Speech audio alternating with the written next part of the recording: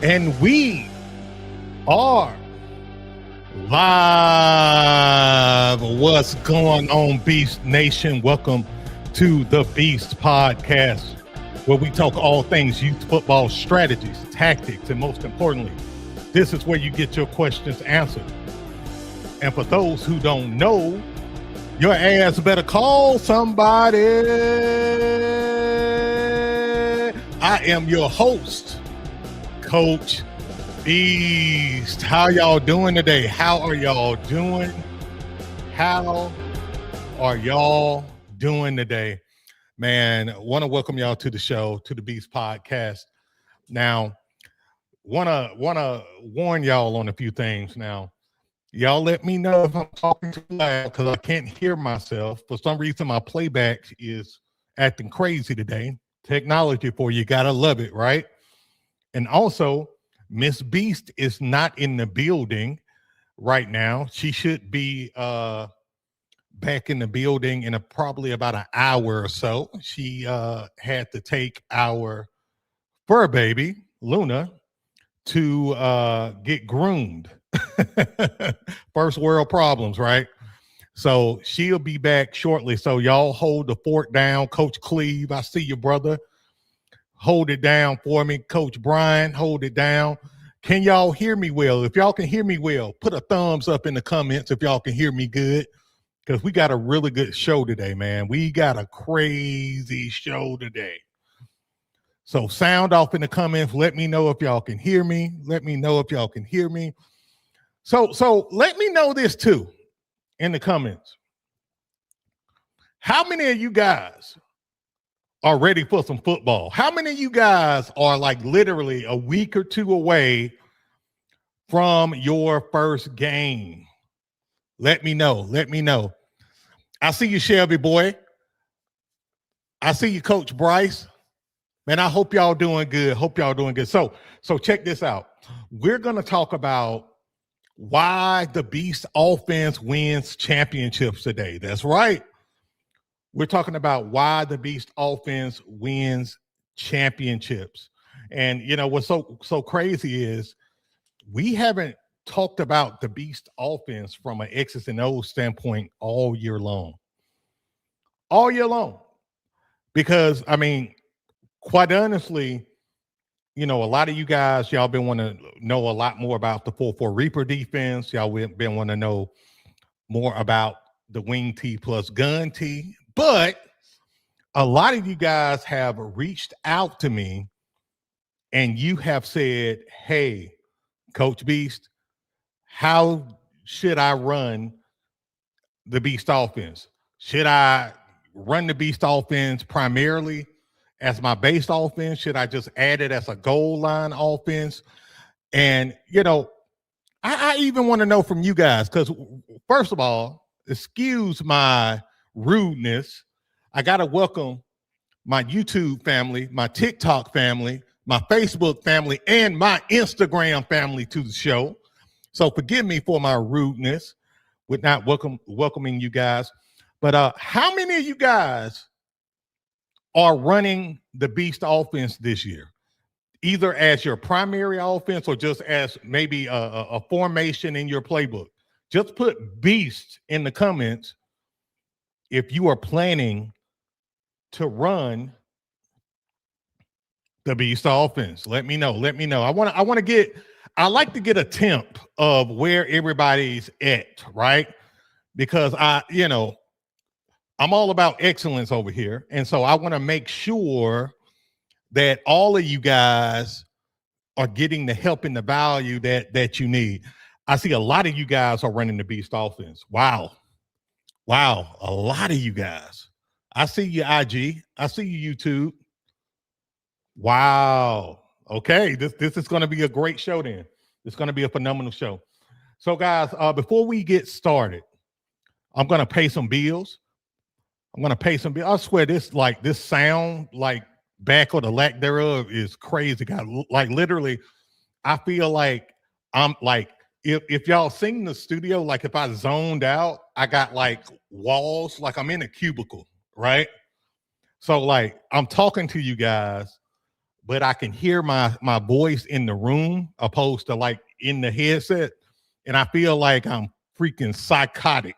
I feel like I'm in a straitjacket, talking to myself. That's how I feel. So y'all bear with me. Again, if I'm too loud, y'all just let me know, man. Y'all just let me know. So if y'all ready for the show to get on the road, can I get a hell yeah in the comments? Can I get a hell yeah if y'all ready for this show to get started today? Give me a hell yeah. Give me a hell yeah. And while that's going on, guys, we're going to go ahead and pay some bills.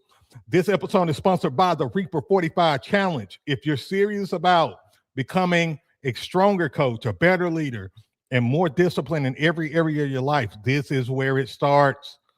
45 days, no excuses, just structure, accountability, and results. Step up and accept the challenge. And you know, guys, what's crazy is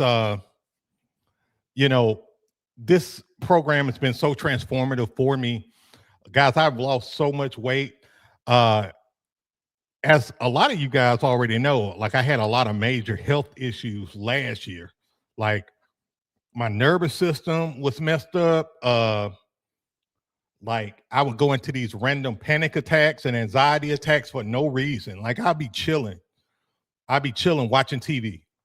And then all of a sudden, boom, I have a panic attack, and am I 100% now? No, I'm not 100%, but I'm so much better than what I was. And a lot of it, I have to contribute to the Reaper 45 Challenge because I literally had to change bad habits. Guys, I love smoking cigars. Y'all know that. I absolutely love smoking cigars. And literally, I feel like me smoking cigars contributed to a lot of things that was going on in my system. Also, I'm a type 2 diabetic in the process of reversing it. And so when you are smoking, right, and you're not really eating super healthy, it starts to really weigh on you. And so I think my nervous system was just beginning to really have a major effect on me. And man, I won't lie. Like there are times that I was thinking like, man, am I getting to this place where I'm gonna be unalived? Like for real. Like I was really concerned. Like, am I gonna reach 40? And so like I had to really make some executive decisions about my life. And I had to say to myself, do I want to be here for another 40, 50 years, right? Or am I just going to keep going down the path that I'm going and I take, years off my life? And the Reaper 45 Challenge, guys, is great because it is one thing to coach football. It's another thing to coach football healthy, happy. You got your shit together. You know what I'm saying? And so I encourage you guys to join the Reaper 45 Challenge because we not only help you be a better coach, but we help you be a better man, a better leader, a better woman, just a better person overall. All right, guys. Had to share that with you guys. All right, guys. Enough of the mushy stuff. Guys. We're going to get ready to get the show on the road. Again, be sure to hit that like button. Good news, guys. If we hit 50 likes on the show today, we will be giving away a free copy of the Strongman Beast Offense 1.0. That's right. We're giving away a free copy of the Strongman Offense 3.0. We're actually going to go over this playbook a little bit today, but we will be giving away a free copy of this particular playbook if we hit 50 likes on the show today. All right, guys, let's get to it. So since a lot of you guys are actually going to be running the Beast Offense, I'm really excited to talk about this because you can win a hell of a lot of games running the Beast Offense in different ways. As you guys know, you can run the Beast Offense just with its base formations in the 1.0. You can run more east and west with the Beast Offense 2.0, or you can get nasty and modern and kind of run a hybrid system with the Beast Offense 3.0, which is my personal favorite. Or you can go RPO with the Beast RPO offense and hurt them with the run pass option. So it's many ways for you to win and dominate with the Beast offense. My goal for you guys on the show today is to show you how you can win a hell of a lot of games and score at will running the Beast offense. Okay? That's my goal today, because I averaged over 35 points a game. And I'm going to be honest. I say 35 points a game because it was actually more than that. But I like 35 because y'all probably wouldn't believe me when I tell y'all how many points we averaged running the Beast offense. I mean, I can't think of a game where we averaged less than 35 points.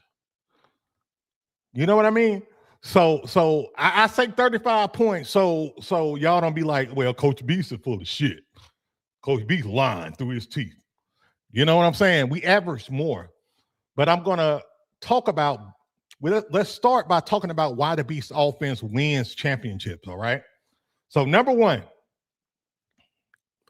physical football still wins. Physical football still wins. I know that we're in a era in football where everybody want to run the spread offense. And listen, I don't have nothing against the spread offense. Nothing against it.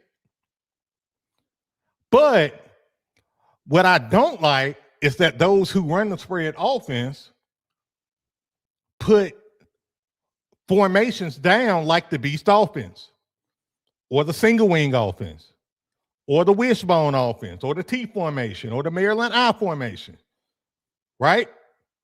I don't like that. Because at the end of the day, I don't care what you run. I'm here to tell you, physical football still wins.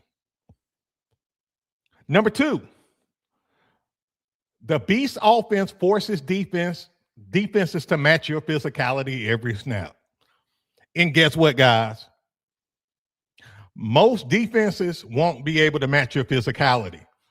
Even, check this out, even if you got an average team, even if you got a team full of kids who it's their first year, if you coach those kids to be physical, I'm here to tell you they're going to be hard to stop if you're running the Beast offense. Now, if your team sucks at blocking and mid at best with being physical, okay. Now all things are equal. But if you train your kids to dominate the line of scrimmage, to block, this is why we talk so much about blocking, you're going to be nearly unstoppable. I'm here to tell you. And number three, and I just hinted on it, win the line of scrimmage and everything else becomes easier. If your whole team knows how to block, and if you guys haven't already, I got a free offensive blocking drill book you can get. Just go to my playbook store. You can scan the QR code or go to my link in the bio. Go to the store, get my free offensive blocking drill book. I cannot tell you how crucial blocking is. If you teach every player, not just your big boys, how to block, you're going to be extremely hard to stop. Y'all got me?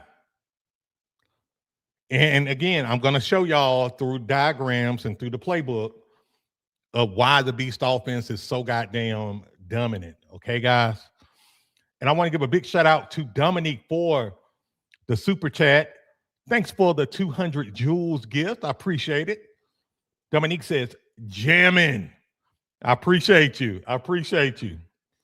I'm trying, man. I'm trying. And also, guys, for those who don't know, at the bottom of the hour, we're going to do live Q&A. So if you guys have any questions or anything like that, hold them to the bottom of the hour. We got a live Q&A segment that we do every single show. Okay, guys? All right, Coach Cleve, appreciate you, brother. Coach Cleve says we got 21 likes.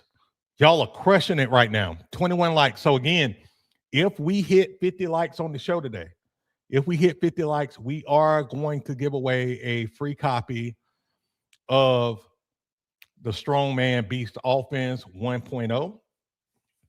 This is the playbook right here. We will be giving away a free copy of that. We're now at 26 likes. So shout out to you guys. Shout out to you guys. All right, let's get to it. Point of order number 2. And this is a good one. The Beast Offense forces defenses to play your game. Y'all hear me? How many of you guys, let me ask y'all this. How many of you guys, and look, I'm not judging or anything like that. Okay, just want to be clear. How many of you guys run your offense based on who you're playing and based on their defense? Like literally, how many of you guys like, well, we're going to run this because they run the 5-3 defense, or we're going to run this because they run the 3-3-5 stack or the 4-4 defense? Let me know. Let me know. How many of you guys coach football like that? Don't all respond at once. Because I know a lot of you guys, y'all see certain defenses, y'all see certain offenses, and y'all like, what the hell are we going to do? Y'all see a team lined up and spread, and they in empty, and y'all like, oh shit, what the hell going on? What we gonna do? They in freaking empty. So how do we adjust to that in the 4-4 defense? The beauty about the Beast Offense, guys, is that it forces defenses to play your game. Okay? The Beast Offense creates number advantages and put defenders in conflict. I'm going to say that again. The Beast Offense creates number advantages and put defenders in conflict. All right? I'm going to show you guys what I'm talking about, okay? We're going to pull this up real quick, and I'm going to show you exactly what I'm talking about. So for those who don't know what the Beast Offense is, this is a single wing offense, okay? And we have a loaded line to the play side. Now, the reason why I say it gives you a major numbers advantage is that how many blockers we have at the point of attack, guys? We're going to be interactive today a little bit, okay? How many blockers do we have at the point of attack on the play side? I'm counting 1, 2, 3, 4, 5, 6, 7. The Beast Offense in the base set alone gives you 7 blockers at the point of attack. How many of you guys believe that your running back, your ball carriers, can eat up a hell of a lot of yards with 7 blockers at the point of attack, even if your blockers are average? Even if your blockers are average at best, guys, you're going to be hard to stop with 7 blockers at the point of attack. Major advantage. And I'm going to be honest. It's not rocket science. Just teach your ball carriers how to follow their freaking blocks. It's something that pissed me off that, you know, I really chew my players out with is I tell them, when you get this ball, don't try to be a hero and run all the way to the outside and leave your blockers. I call it running on the island. Don't put yourself on an island where you leave all your blockers and you just trying to make a play, right?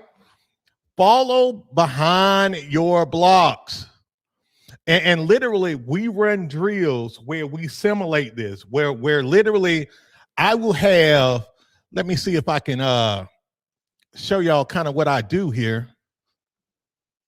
All right, let's just pretend that these are pads, right? Let's just pretend that these are pads, and we kind of split the field, right? We'll split the field, and let's just pretend these are pads, okay? And literally what we'll do is we will force our ball carrier, and we'll probably have them in like shotgun, right? We will force our ball carrier to run inside the cone or inside the pad. He cannot run to the outside of the pad. He must follow his blockers into the running lane. And we teach him how to read his blocks. We tell him to follow the butt of the blocker. Follow the butt of the blocker. So for example, usually we'll train him to follow the 2, right? And if the 2 is lead blocking through the 6 hole and his butt is pointed to the inside right here, our ball carrier is not going to try to bounce it to the outside. He's going to follow the butt to the inside. Y'all got that? That's how we do it. Okay? He's going to follow the butt of the blocker to the inside. Okay?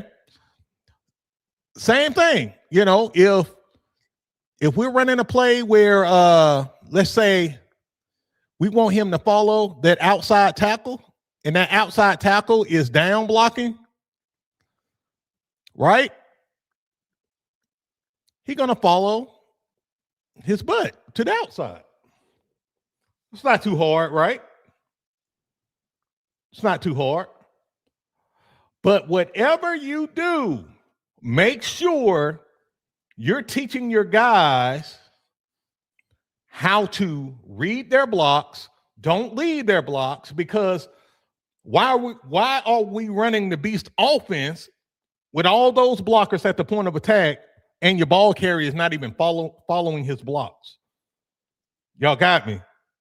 And I tell you this fun fact. So a few days ago, I was on a call with my nephew, which is a youth football coach. He was one of my first players I ever coached. He's the big running back I tell y'all about. You know, he was my assistant coach for years. Now he's head coaching his own team, and he's coaching his son. And he was just telling me, you know, hey, he called me Unc, I mean, I am technically his uncle, but you know how the young people are nowadays. If you anything over 30 years old, you Unc now, right? Right, go figure. But he's like, hey, Unc, listen, man, I'm running the beast offense. I'm running the same thing, you know, we've been running. And I'm finding out that, he coached 5U, 6U.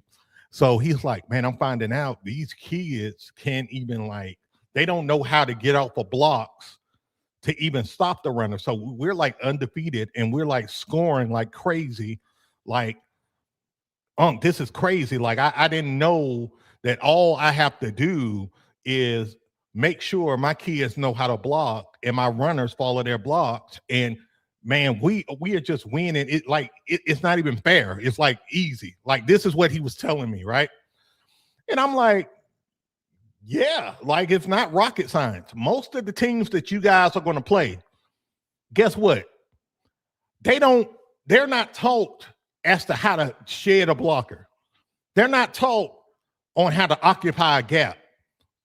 They're not taught that. When they see all those jerseys, whatever color jerseys y'all, team is, whatever, when they see your guys advancing from the first level, which is the line of scrimmage, to the second level, guess what?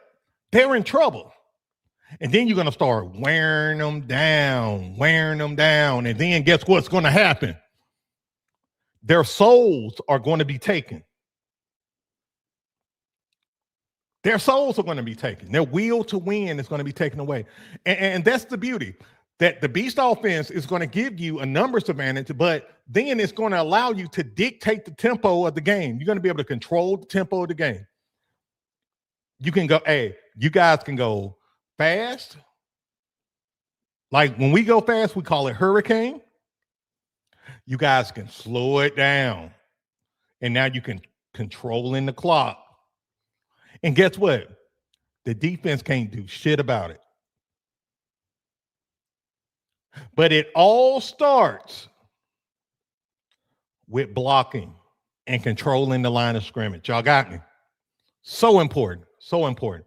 And again, guys, if y'all are getting value right now, man, be sure to hit that like button and subscribe to the channel. I know I'm cooking. I can't even hear myself in the headphones, but I know I'm cooking. I hear the grease and the grill, you know, it's cooking all the stuff. I got the chicken and the steak. What y'all want today? Let me know.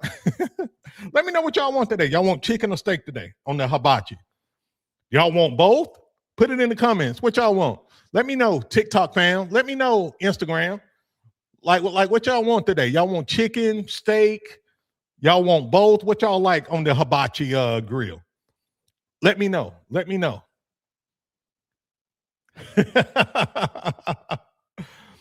I see you, Coach B. Coach B came in probably about 25 minutes before the show. Shout out to Coach B. Shout out to Coach B.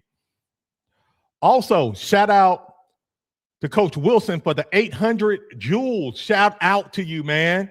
He said, turn it up. Appreciate you. Thank you for that.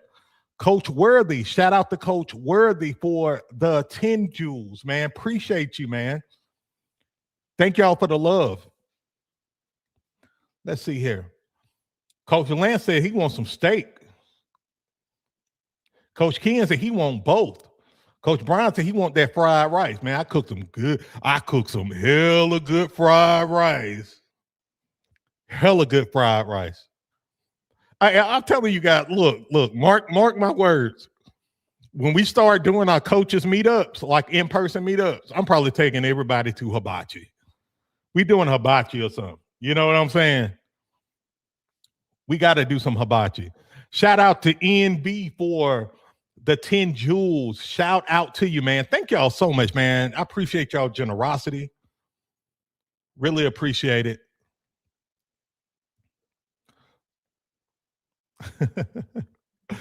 Hey, Coach Tyrone says, so if I'm playing a fellow Reaper, how do I stop this? It's going to be a bloodbath. I'm going to tell you, it's going to be okay. Let's play this game real quick, right?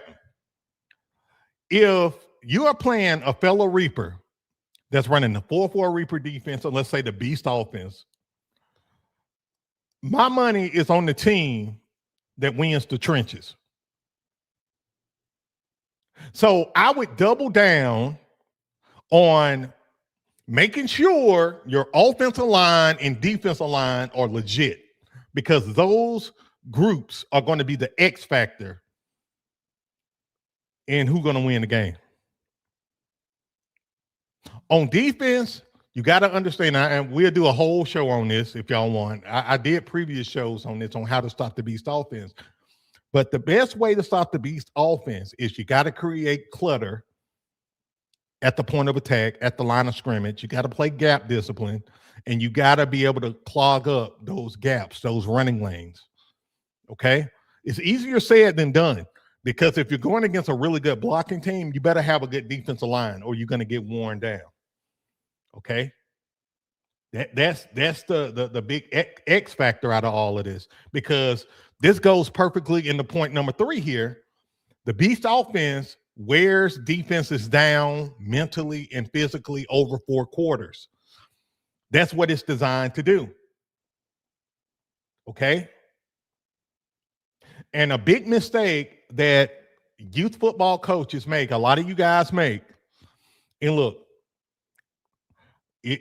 when I say this, I know I'm gonna be like a Pentecostal preacher, and you're gonna feel a little called out when I say this, but I'm not saying it out of hate. I'm saying it out of love. Okay, a lot of coaches are gonna run the beast offense just out of just out of goal line package.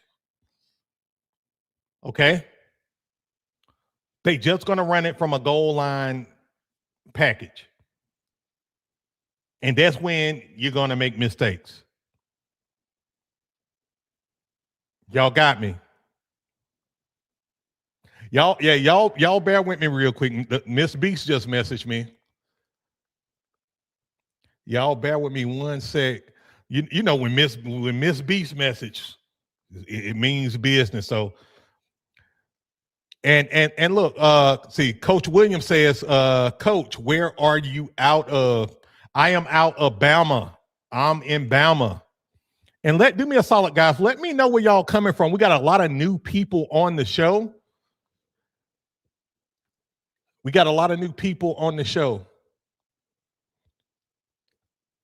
And y'all bear with me, trying to make sure the wife is okay.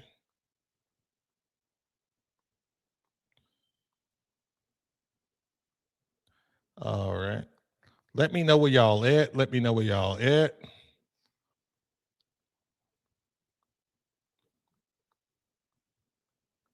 All right, there we go. I think she good.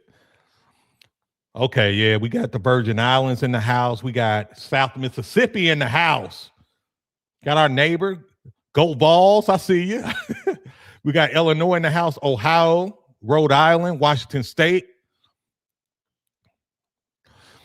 And by the way, guys, listen, I don't know if y'all been following me on TikTok and Instagram, but I've been traveling the country. Y'all know I went to New York and I stayed in New Jersey. And then me and Miss Beast went to Nashville.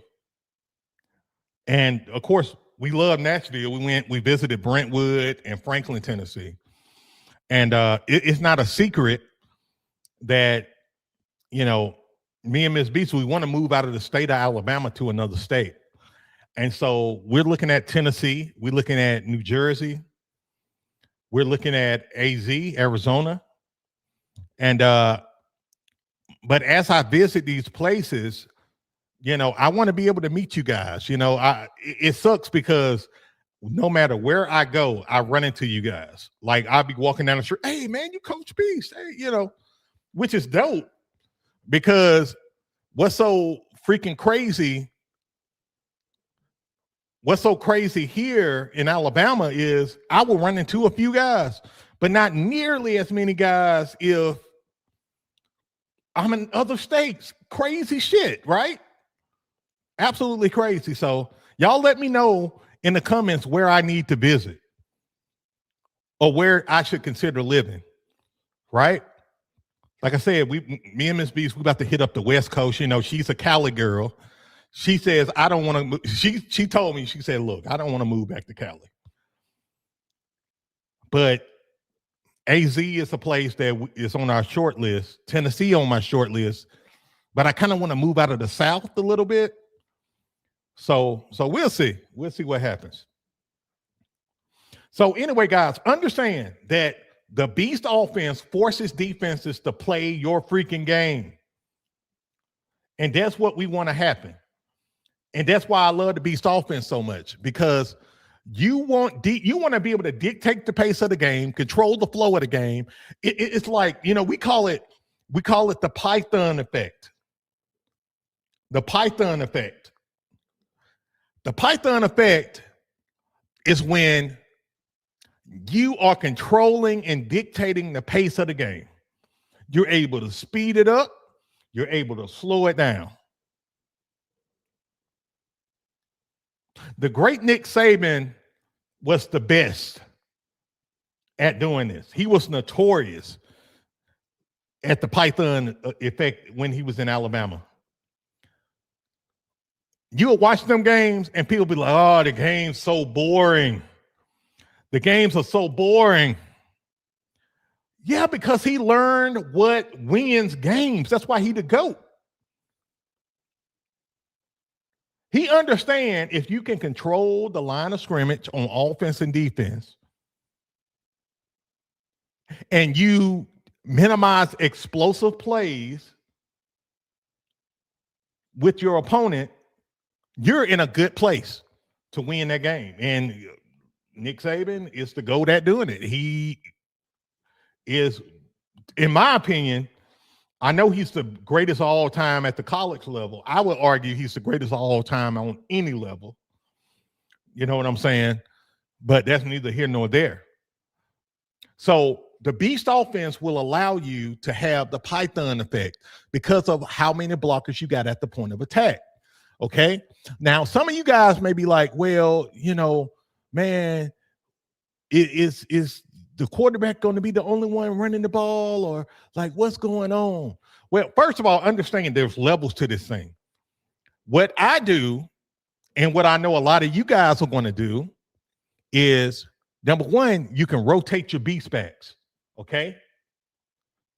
You can have whoever's that quarterback switch out with the 2, with the 3, with the 4. All of them get to eat. All of them eat.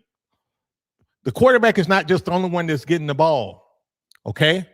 Also, you can just run it down teams' throats, or you can get fancy. You can start doing orbit motions and return orbit motions, right? You can start really getting nasty, or you can start doing body shots out of the 300 set. And you can just start taking it to teams in the middle. And that's what you want to do.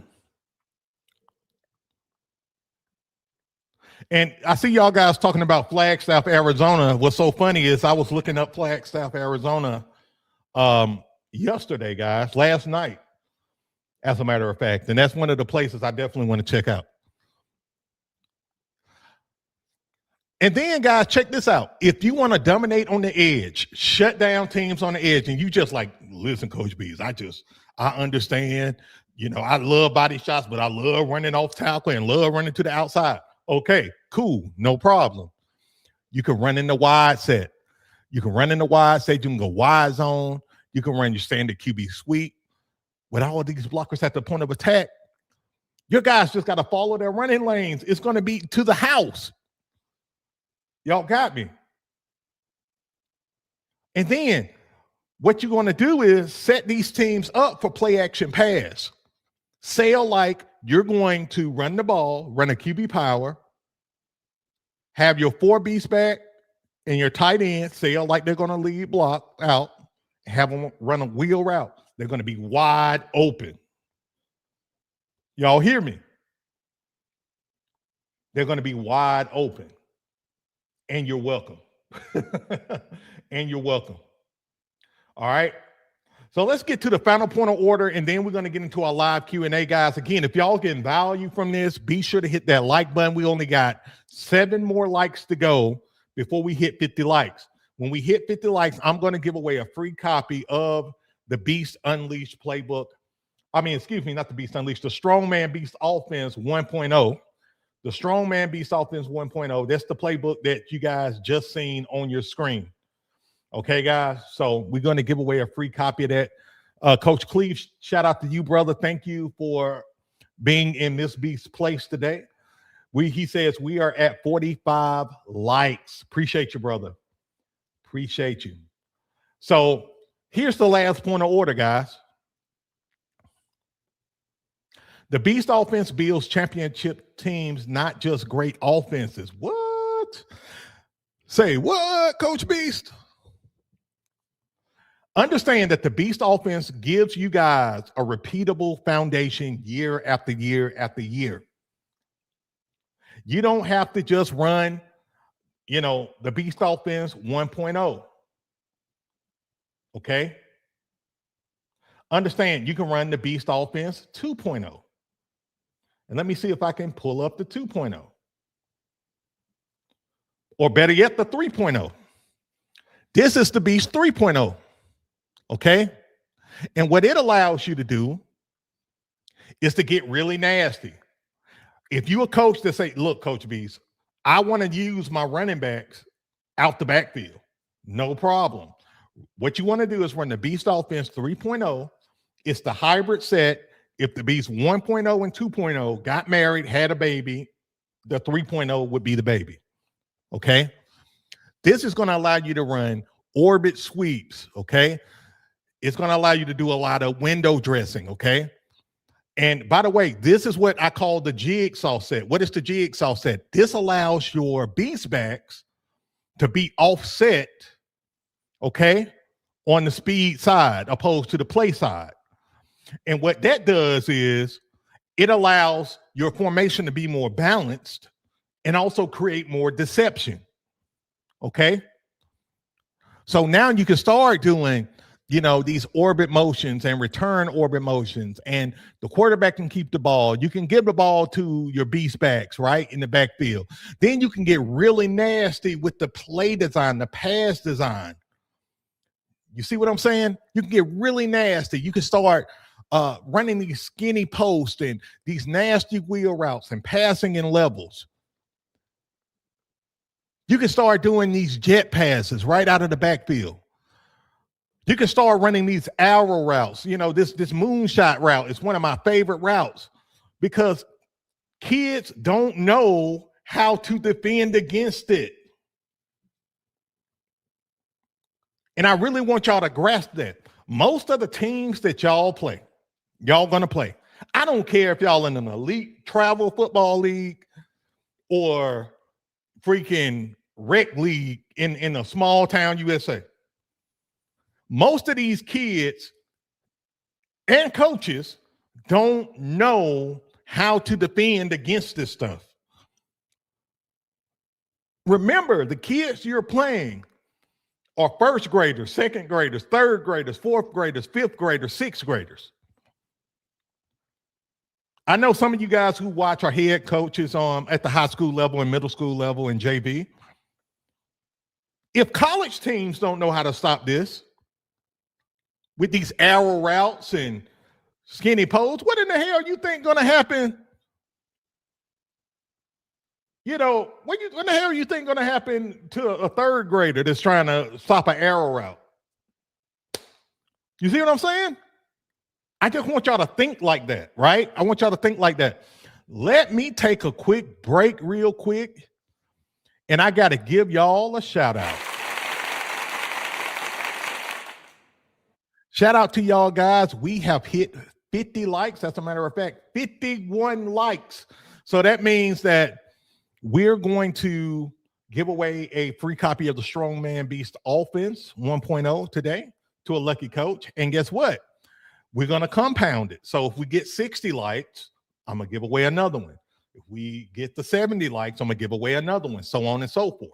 So congratulations to you guys.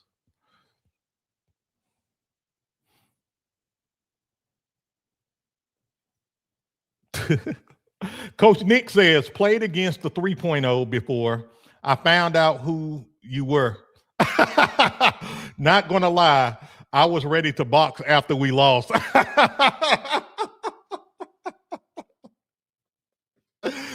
Guys, look, I don't call you guys reapers for nothing. We're Beast Nation. But look, we're reapers. We as coaches are reapers. We take souls. We take the team will to win away mentally, physically, and emotionally. Okay? That's the signature of who we are. Okay? And it's nothing personal with the other team.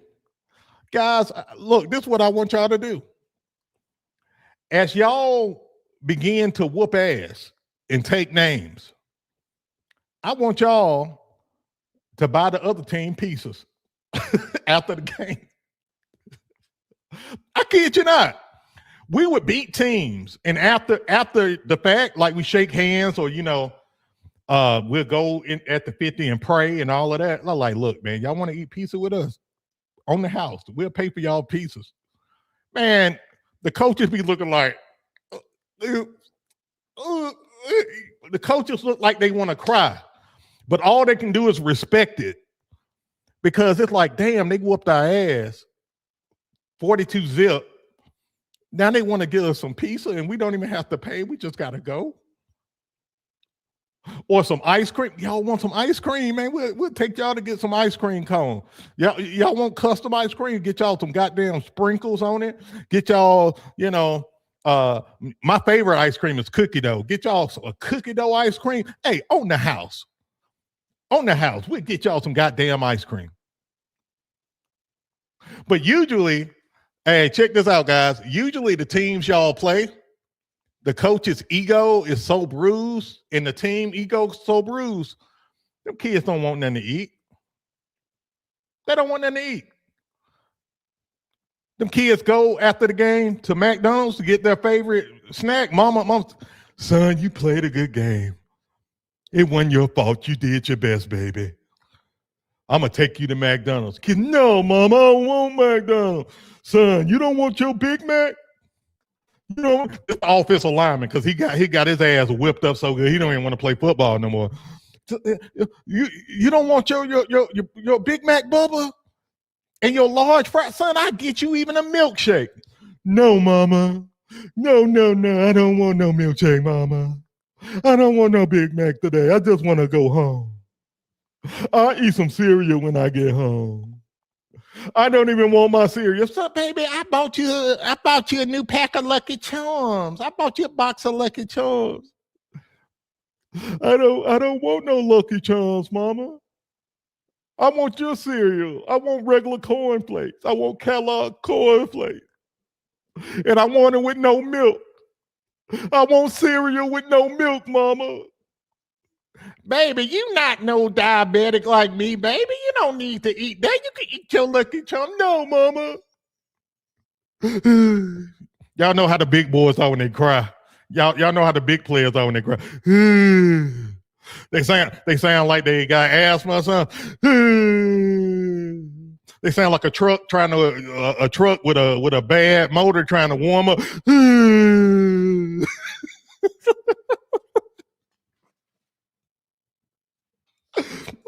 Hey, don't act like y'all haven't heard the big boy cry. Don't even act like it.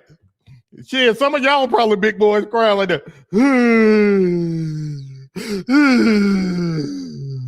I had a cousin, a big cousin. We literally called him Man, M-A-N. His nickname was Man. Big, still big to this day. He get the crying. And I'm telling y'all, you take the souls of your opponent and you take their will to win away, you at a whole nother echelon as a coach. And then people going to begin to talk and say, man, look, y'all watch out for this squad because they're good. They don't beat themselves. You see what I'm saying?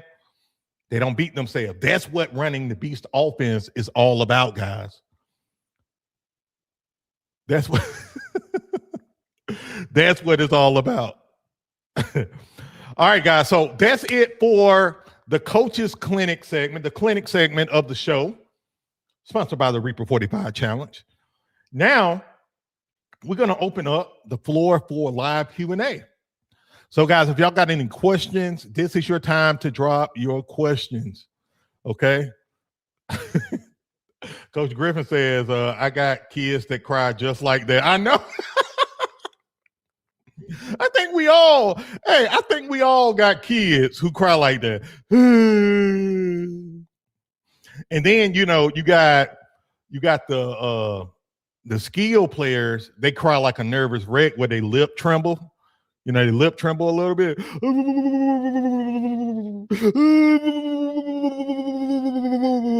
Y'all got any kids like that? Where they heartbroken and now they lips trembling. You be walking in the line after the game, shaking kids' hand. They don't want to shake your hand because they ego bruised. The coach don't want to shake your hand. You know what I'm saying? I'm telling y'all, I've seen it all. I've seen it all. The kids crying like they shivering. Then the big boy sound like a cow giving birth. Sound like a freaking cow giving birth to a calf. Mama,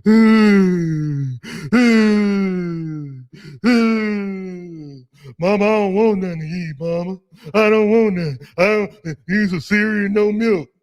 Y'all know.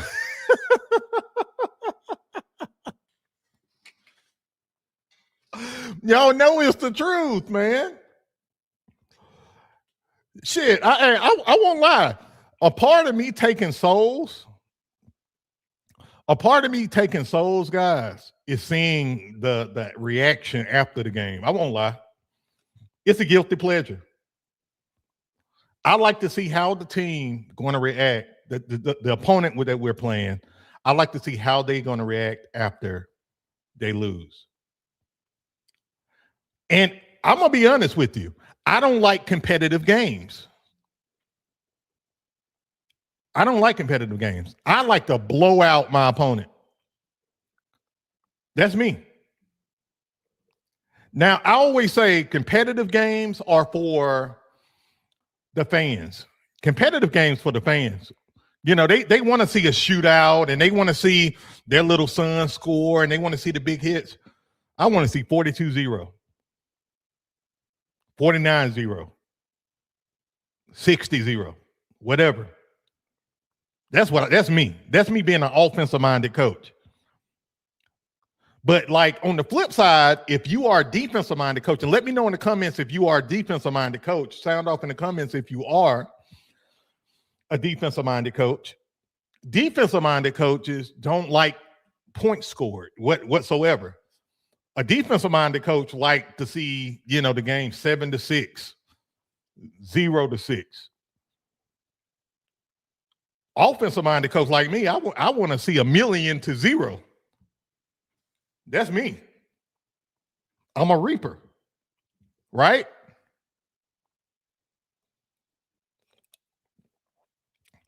So yeah, that's me all day. So let's get to some of these questions, guys. Again, I'm opening the floor for questions on Instagram, TikTok, and YouTube. Now, I will tell you, because we got more people on the show now, it's going to be hard to get to all your questions. So if you want to make sure your questions get answered, doing a super chat is probably your best bet just to make sure your question get answered because it populates up. But I'm going to try to get to as many questions as I possibly can, okay? All right, let's see here. Coach Hernandez want to know, how many different formations should you start with for your first game? Well, I know for me, Coach, I like to start with 3. I usually go into a game with 3 formations, but, you know, I'll run the same plays out of 3 different formations. You know what I'm saying? Like for example, I could run the beast offense. I'm going to pull it up real quick. Let's see. Let's go back to the 1.0. So I can run the beast offense 1.0 in the wide set, right? I can run it in the spread set here, okay? And I can run it in the base set under center, and I can literally run the same play. I can run Rhino right, QB sweep. Then I can say shotgun right, QB sweep. I can go wide right, QB sweep. Y'all see that? Different variations, same play.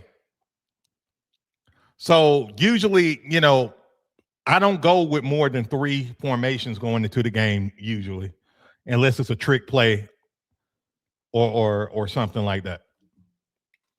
Great question. Coach Johnson want to know, what drills can I run to build confidence in blocking, firing off the ball? Y'all know what I'm about to say with that.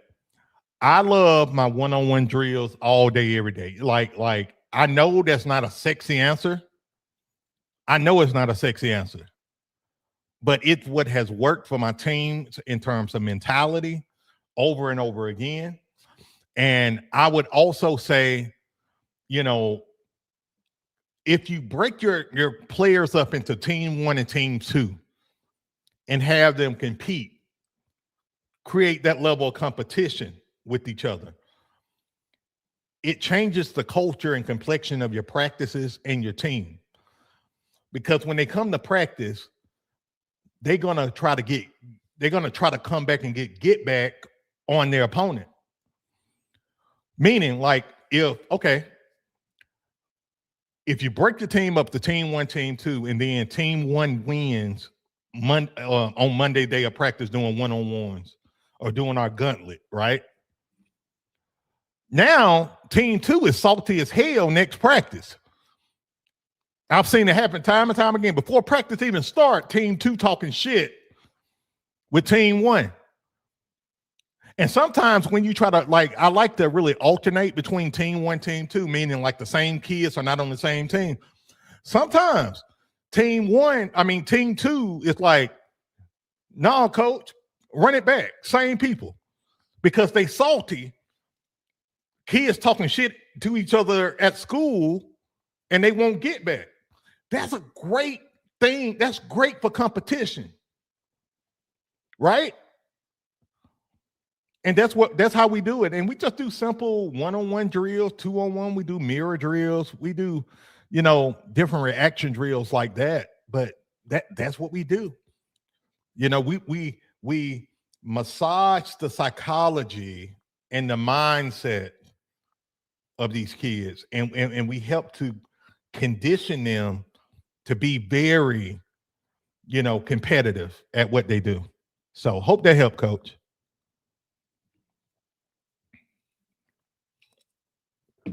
All right, here we go. Coach Allen want to know, Coach, what would you say is going to be more successful, handing the ball off in the Beast 3.0 to a back or running a QB keep into heavy blocking to the outside? Okay, phenomenal question, by the way. Thank you for that. I'm going to be honest, and I'm going off the data. I'm going off the data with my team. When that quarterback received that snap, and y'all see this play up here on the screen, when the quarterback received that direct snap and he's able to just run the ball right behind his blockers who can block, constant success. Constant success. Okay? And this is why I challenge some of you guys who are going to, like, run the beast in like a goal line package. I just want to challenge y'all that you don't have to just run it like that. Okay? Because I want y'all to think from a practical mathematics standpoint. Okay? Meaning, if you run the beast offense, let's play a game real quick.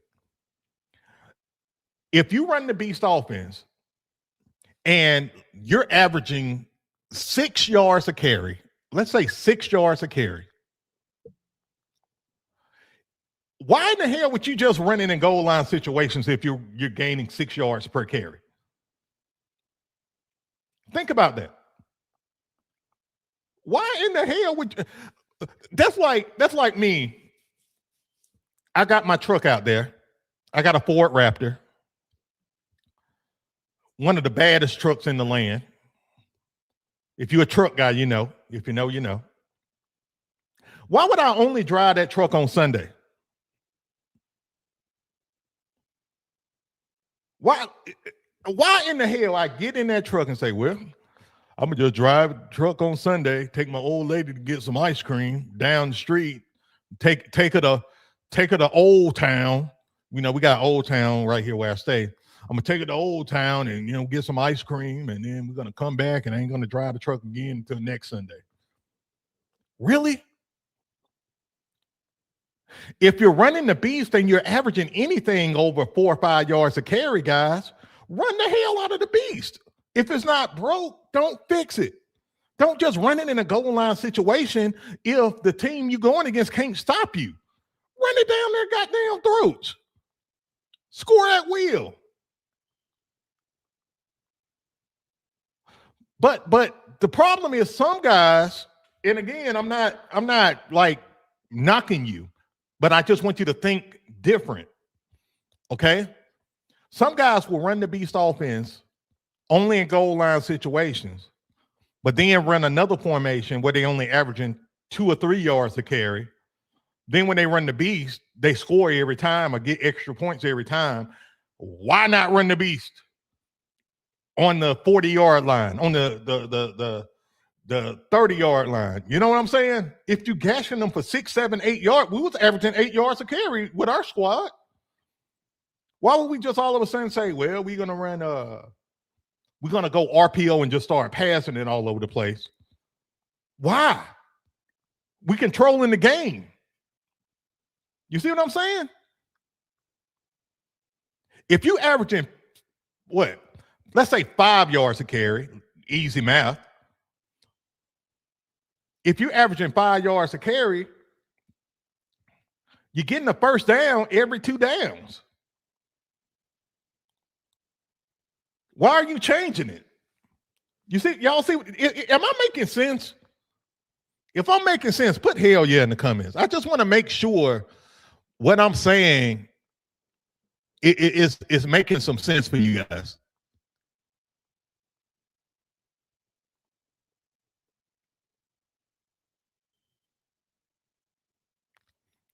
Mino Slick from Instagram made a good comment. I want to read this comment.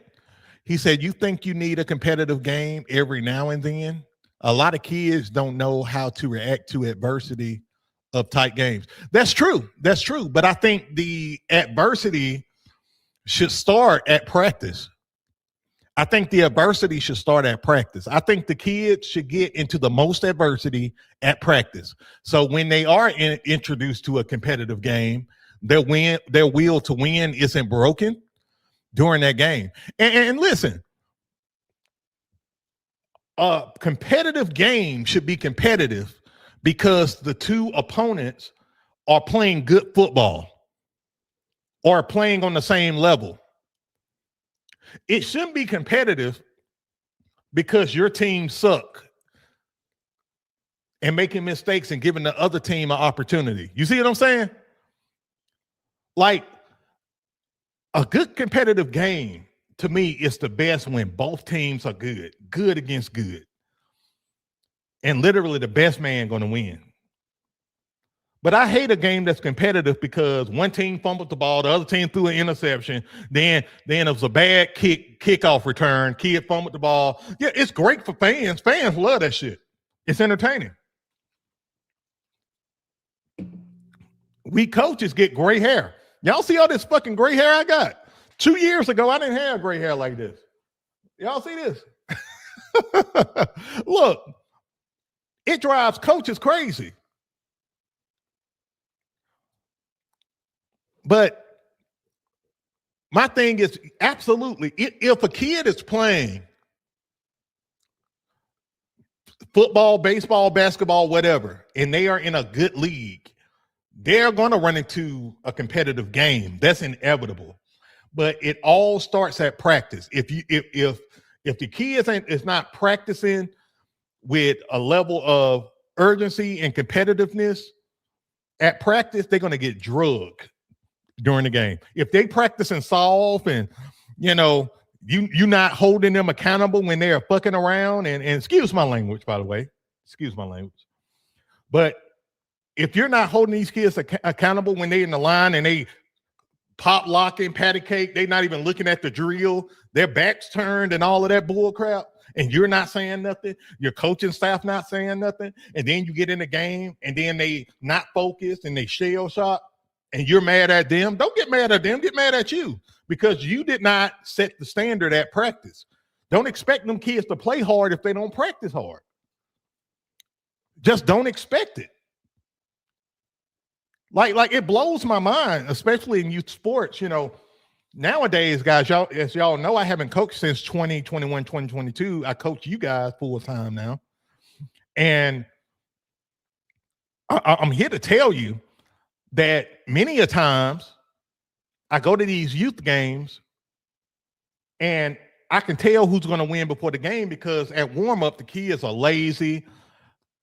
Like I went to a softball game. The girls at the youth softball game had their sunglasses on. They looking cute, laying in the grass like they're sunbathing. I said, they're going to lose. I'm like, they're going to get their ass beat. And guess what? They got their ass beat. You're going to play how you practice. If y'all practice soft, if y'all practice slow, if you're not holding your kids accountable and you letting them get away with all this shit, don't get mad at the kids when they embarrass you on game day. I see it happen all the time. Man, youth football should be fun. I hear all the fun coaches at the beginning of the season. Like, this is the time where all the fun coaches come in my inbox and say, you an asshole. You can't coach. Youth football should be fun. Youth sports should be fun. Guess what? You don't hear those fun coaches in the middle of the season. You know why? Because that's when they're getting their ass beat by teams who put in the work and prepared. And those teams that put in the work, they're having fun. While the fun teams, the coaches are getting, the parents with the fun coach, man, these guys can't coach. The fun coach don't even want to coach no more because he's about to get ran out by the parents because the parents sick of seeing their kids get beat 100-0, right? I'm telling you, every freaking year, the fun coaches, they are dog coach beast out, y'all. They will dog coach beast out. And then guess what? By week 3 or 4, I don't hear no coach say, oh, it should be fun. Winning don't matter at all. Okay. We'll see how much winning matters. Now, I'm not saying winning should be priority number one. Priority number one over here is development. Y'all hear me? Priority number one should be development. We want to develop winners. We don't want to develop losers. I understand that losing is a part of the process, of the journey. That's fine. But losing should not be culture. Losing should not be culture. Somebody need to hear that. Losing should not be culture. Y'all got me. And let me take a quick break on that, man. Shout out to you guys. Y'all cooking today. We're at 60 likes.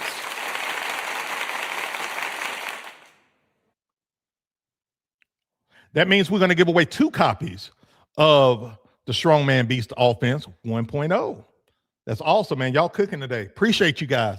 Again, if you are new to the show, welcome, welcome, welcome. Be sure to hit that like button and subscribe to the channel. This is, for those who don't know, this is the Beast Podcast. This is a youth football coaching and leadership podcast. Okay? This is a youth football coaching and leadership podcast. If you check those boxes, this is for you. Welcome, welcome, welcome. And shout out to Miss Beast. She is back. She is back. She's not in studio. I don't know where she is. She probably getting lunch or something. But she cannot help herself. She is on the show. She says, and with that being said, like you always say, babe, you're only as strong as your weakest link. Facts. Facts. You're only going to be as strong as your weakest link. And sometimes the weakest link is the coach. Ooh, ouch. Sometimes the weakest link is the coach. It's not even the kids.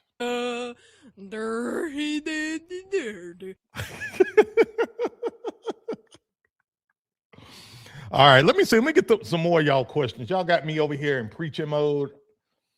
I'm sorry. Let's see what we got. And again, guys, we are in our live Q&A segment of the show. And if y'all got any questions, now is the time to drop it. Coach Johnson says, appreciate you answering my question. Man, no problem. My pleasure. My pleasure. Big Ticket Pick says he's cooking again. Man, I'm trying, man. I'm trying to serve it up, man. I appreciate you, brother. I appreciate you. Let me see. Let me check out TikTok. TikTok fam. TikTok fam usually start off with questions. As soon as we go live, questions just start flying. Let's see. Coach Holland says, bought the 4-4 Reaper last week. Love it. Mobile, Alabama in the house has entered the chat. Shout out to you, Coach. And listen, guys, I want to say something. I want to say something real quick. I want to say thank you guys for all of your support, all of your playbook purchases. Guys, we are well over 1,000 purchases this year already. Well over 1,000 playbook purchases. This year, ironically enough, the 4-4 Reaper defense is the number one selling playbook as it relates to quantity. So it's the number one defense that's selling. And I'm telling you, thousands of purchases have already been made with the 4-4 Reaper defense.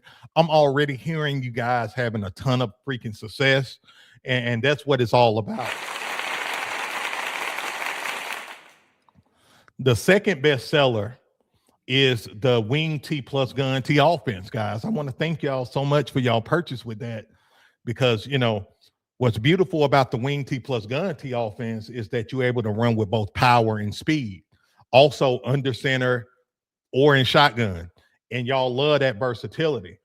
And then, you know, the advice that I gave a coach the other day was run the Wing T plus Gun T and then throw the Beast offense in there as your third formation. Oh my God. Oh my God. Like, let me get, if you make your team good at blocking and win in the trenches on defense, I'll give you the championship trophy right now. I'm telling you. Like, one thing you guys will learn about me is that I stand on everything that I give to you guys and offer you guys, because not only has it worked for me, I know it works because I've done it, I've been there, and I'm gonna be with you every step of the way, and I'm gonna be real with you and tell you what works and what don't work. I tell you to run the Beast offense, but I say if you don't focus on blocking, you're wasting your freaking time. I say run the 4-4 Reaper defense, but if you don't make your defense alignment good players, disciplined players, it's not going to work. It's like my truck again. I know I keep using my truck as an analogy, but if I got my Raptor and, you know, I'm only driving it to go to the freaking mailbox, I'm not getting the most out of my truck, right? But if I can take my truck off road. I'm about to hook it up with some new tires and stuff too, by the way, y'all. I can't wait to share them pictures with y'all. But anyway, that's neither here nor there. But I can take that truck off road. I can haul if I wanted to. I can carry things in the back of the truck. I can take family trips, which I did. I can do a lot of things with it. But if I'm just taking the truck to my mailbox or down the road to pick up a burger or something, I'm not getting the most out of my vehicle. The same thing with all of these formations. Everything I offer you guys, I'm here to tell you, they work. But you got to make sure you got the right traits into your system, the Reaper system, we call it, to maximize your success. In other words, focus on blocking, focus on tackling, focus on executing the fundamentals, and you're going to be good to go. Those three things: blocking, tackling, executing the fundamentals. And hold your kids accountable at practice. Don't let them get away with bad blocking, bad tackling, fumbling the ball. Oh, it's okay, we'll get it next play. No, hold the kids accountable. Because if you hold them accountable, they'll start holding themselves accountable. Then they're not going to beat themselves. The teams that they play are going to have to beat them. Y'all got me. Man, I'm cooking, man. I am cooking.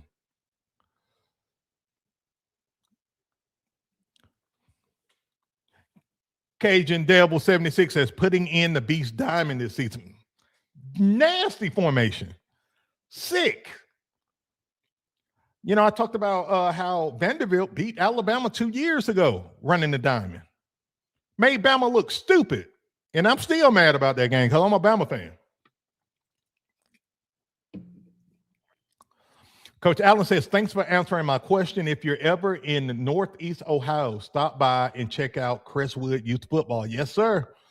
Yes, sir. I'm telling you guys, I'm planning to travel a lot more, me and Miss Beast, and we want to meet you guys. I feel so bad for going to New York, and a lot of you guys wanted to meet, but I just did not have time. I did not have time. And then in Nashville, a coach stopped me. You know, a coach stopped me and said, hey, man, you coach Beast. But in the moment, I couldn't make out what he was saying because it was so many people. So I just fist bumped him and went on about my business. I didn't know what he said because I was getting a lot of attention in Nashville because I had on that shirt, My Wife Beats Me, the one I wore on the show. And so a lot of people would just like laugh and like, man, I love that shirt, love that shirt. I thought he said it, but then I didn't know what he was saying. I fist bumped him and walked off. And Miss Beast was like, I think he said something about football and Coach Beast. I was like, oh, man, that was a coach. I felt bad about it. All right, let's see. Any more questions, guys? We're about to get ready to give some playbooks away. If y'all ready to give some playbooks away, give me a hell yeah. Give me a hell yeah in the comments. Yeah, Miss Beast is back in the building. Shout out to Miss Beast. Preacher PDX want to know, how long should slow drills last before turning up the tempo with 5 and 6 skill positions? Interesting how you frame that question, Coach. This what we do. We don't like, I'm thinking what you're saying is like drills that have progressions. I'm thinking that's what you're saying, drills that have like progression. So let me say this. The pace of my practices are like circuit style, right? So usually my drills are like 10 minutes, but we're going with pace. I'll tell you this too, guys, by investing into a speaker for practice, it's amazing. If y'all got the money, spend the money, $150, get a speaker for your practices, play music station to station. That is amazing. It gives energy. The kids are locked in. It creates pace, right? So that's what we do, Coach. Now, in terms of like slow drills, I'm thinking you're talking about like progression drills. So usually we do those type of drills at the beginning of practice and at the beginning of the season or before the season. So like, for example, with our tackling drills, we're very methodical, very step-by-step focus, progression focus. So we teach our kids how to hawk tackle. So we'll start them with a partner, and they got to learn where to hit, near shoulder, near thigh, wrap, and drive them, right? So we have the kids going through that progression every practice because we want them to know how to target their opponent, right? And they do this without shoulder pads on, okay? Because they're not like running full speed into each other. And then when we put the pads on, now we literally got them maybe 3 to 4 yards away from each other. One defender gets the ball, and the offensive player gets the ball. The defender just got to make proper tackling contact, near shoulder, near thigh, wrap and drive them. That's all we're looking for, right? So let's say if, let me pull up some. Let me just show y'all what I'm talking about real quick to give y'all an idea. All right. So let's just say, for example, let's say this is a pad, right? Let's say X is a pad, and you got player 1 and you got player 2, right? Player 2 is to get the football. Player 1 is to make the tackle, right? And then you got coach, which is me or one of my other coaches back here. We're going to tell the ball carrier which way to go, whether it's going to be to, our left or to our right. And I don't know why it just did that, but let me see, pull this back up. Okay. So if I tell him, okay, if I point to our right over here, guys, right? Two going to get the ball and he's just going to get it and he's going to try to progress. One is to make the proper tackle near shoulder, near thigh, wrap and drive. That simple, right? And vice versa. If he's going this way, same thing. Near shoulder, near thigh, wrap and drive, or wrap and roll, whichever way y'all like to teach it. And that's one of like the progression drills that we do. You see what I'm saying?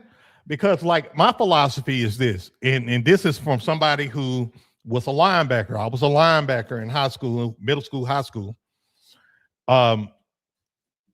It's better to teach your kids how to bring down a defender than to just try to knock their head off.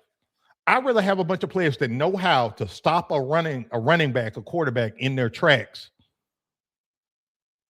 right? Opposed to just always trying to knock a kid's head off and miss the tackle.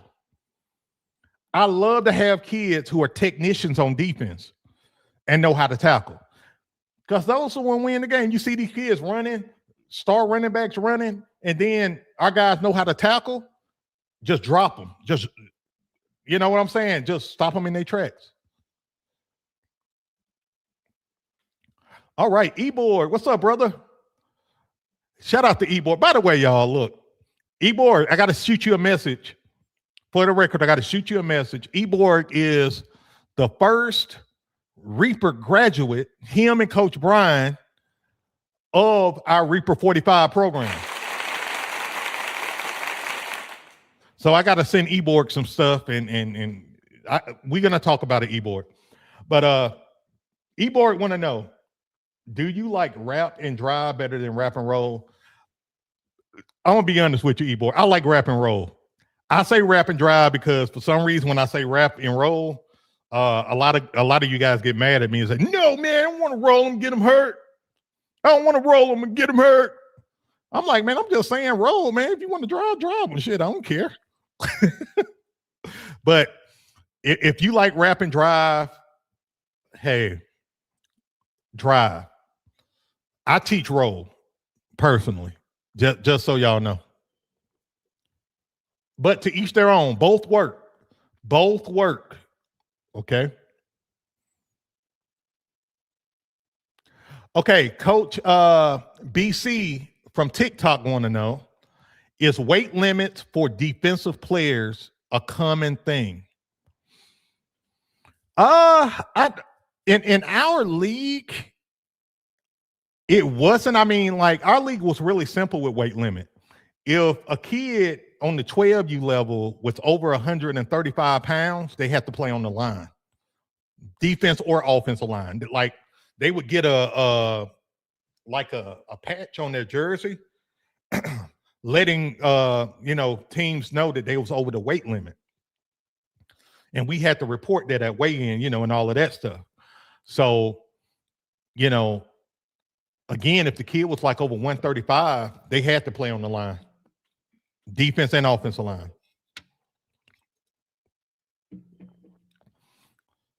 Coach Lance says, I've heard offensive weight limit, but not defense. Yeah. Like in our league, if they was over 135, regardless, they had to play on the line, defensive line, offensive line. But of course, if they was under that, they can play anywhere. Yep. Let me see. Now, I will give you my opinion on the weight limit though too. Okay. Quite honestly, I don't like weight limits for the senior teams, like 12U. I don't like weight limit. I understand weight limit for 10U and down. I don't like it for 12U because I feel like once they get to middle school, there's no weight limit in most areas. Now, I've been hearing some of my middle school guys say they starting to institute weight limits in certain areas. But I know down here in Bama, there's no weight limits in middle school. And I always see my program as a high school prep program. So my mindset is if I'm coaching this 12U team, I'm trying to prepare them for middle school, right? So I would rather teach them how to bring down a big running back if the team got a big running back, because it's going to be almost like a culture shock for them. If they got, you got let's just say 130-pound linebacker, you know what I'm saying? And he go to middle school and he's running up against a 215-pound running back that he never had to go against before, and he don't know how to do it. Yeah, you can say, okay, I'm going to leave it up to the junior high coach to teach that. Fair enough. But I'd rather for my kids to be prepared. You know what I'm saying? And probably, a big part of that got to do with, as a linebacker, I love hitting big kids. Like when I played, I was skinny, I was lanky, I was built more like a basketball player at the time. You know what I'm saying? And I kind of had this kind of crazy mentality of I want to knock the crap out of a big running backs. And that's what I did. I hated tackling short guys, short, stocky running backs. I hated tackling their ass because it was like hitting a fucking rock, But the like big, tall running backs, I love hitting them.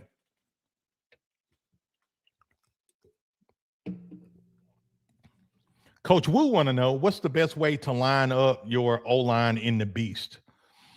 What do you mean? Are you talking about spacing, personnel, Wu? Let me know. I want to make sure I answer your question correct. Are you saying like even set, unbalanced? Just let me know.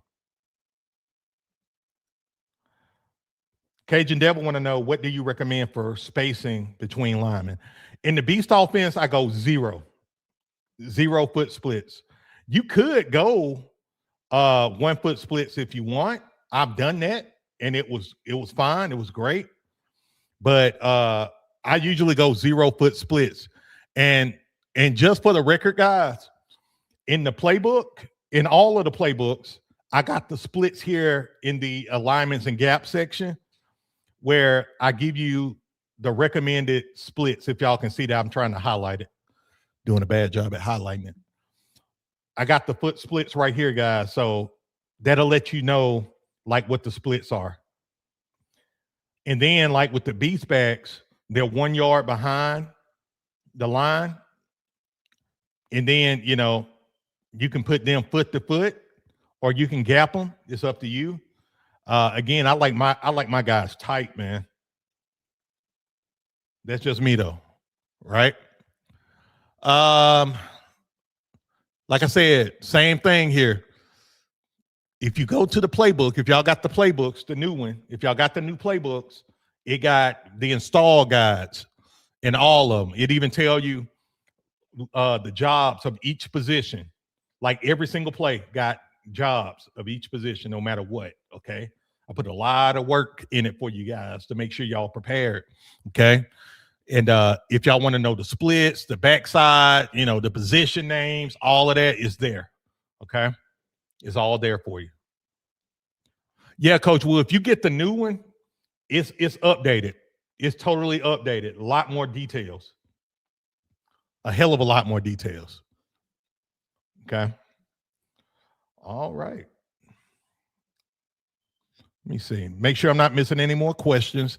If y'all notice, I answered a few more y'all questions today than I normally do. Just because I know the season is coming up and I want to make sure y'all prepared. Let's see. I think that's it. Let me check with IG. I think we good.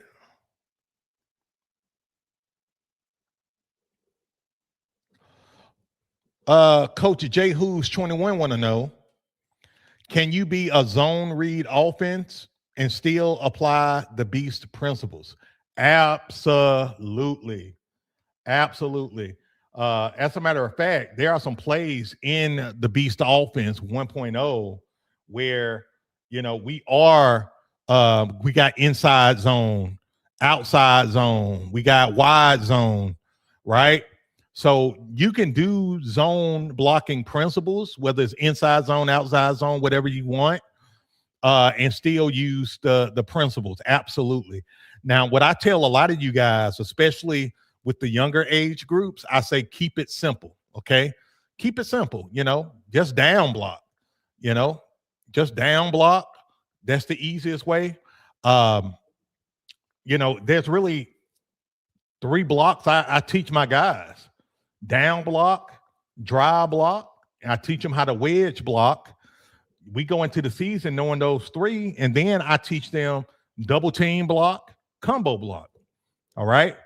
Those are our big blocking schemes. And then as the season go on, I start to teach the kids how to zone block, inside zone, wide zone.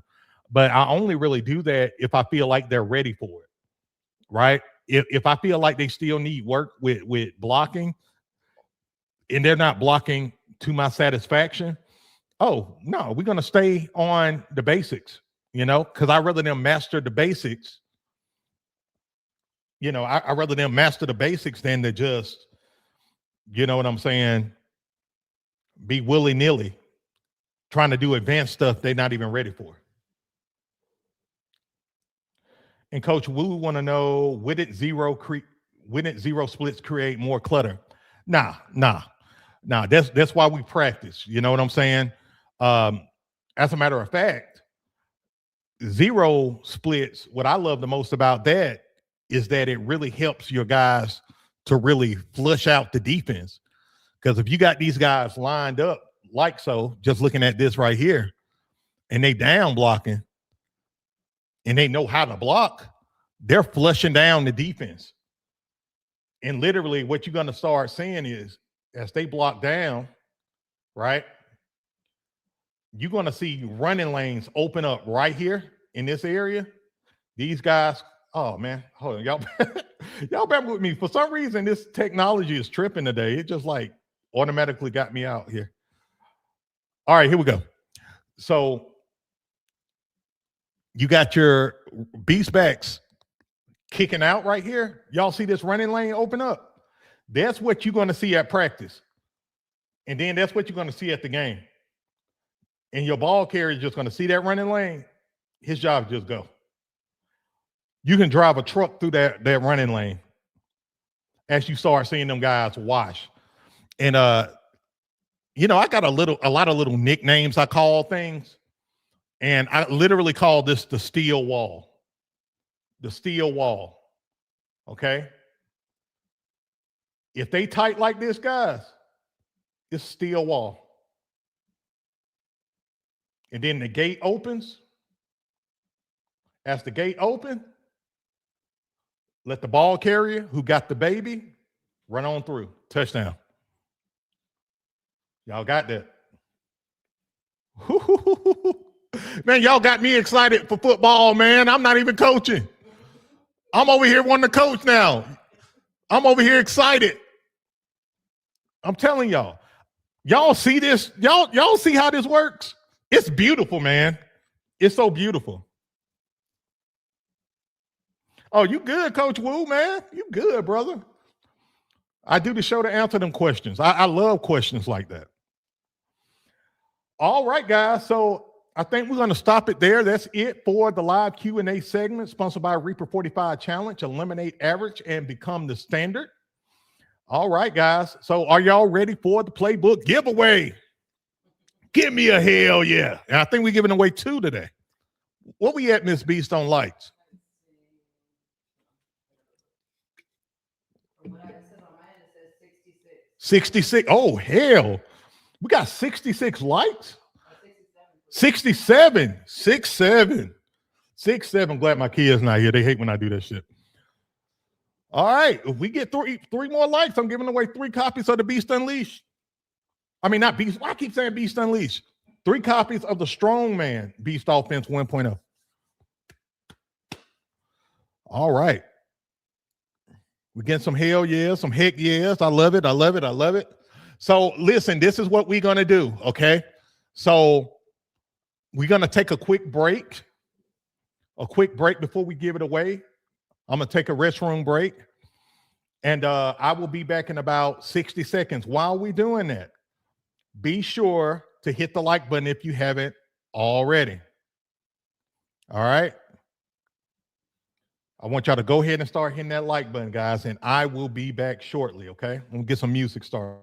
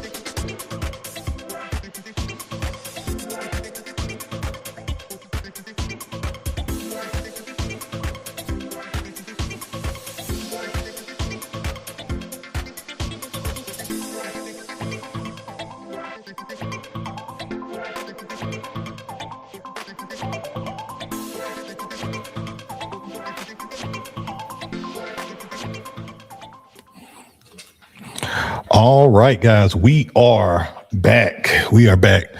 And again, welcome to the Beast Podcast, where we talk all things youth football strategies, tactics, and most importantly, this is where you get your questions answered. Guys, we got some good news, man, some phenomenal news. So we have reached 75 likes. That is crazy. That means we're going to give away 3 copies. Wait, 3? Let's see. Yeah, 3 copies of the Strongman Beast Offense 1.0. So shout out to you guys. So for those who don't know, I'm going to tell y'all the rules of engagement with the giveaway. So what I'm going to do is ask you questions based on what we went over on the show. This one's going to be unique because I wasn't expecting to give y'all 3 questions today. So y'all surprised me today. So I'm gonna have to pull some out of my ass. So here's the thing. If you get the answer correct, I will pick a winner from that batch. If you get the answer incorrect, tough titty. Better luck next time. Okay. And that's how it rolls, guys. The rules are very simple. All right. The good news is that you have 3 chances to win a playbook today, which is absolutely phenomenal. Absolutely phenomenal. All right, here we go, guys. Let's get the ball to rolling. Let's get some music started.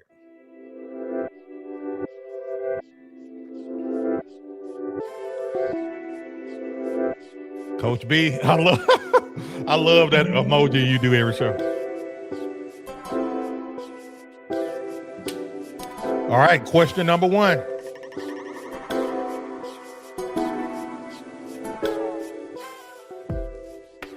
Question number 1. How many blockers do you have at the point of attack in the Beast offense? And let me be more clear. Let me be more specific. How many players do you have at the point of attack in the Beast offense base set? 60 seconds. Let's go.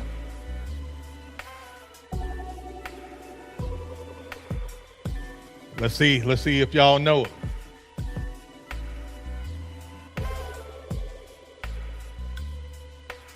Yeah. Let's see if y'all know. Yeah. Coach Eric, what's up, man?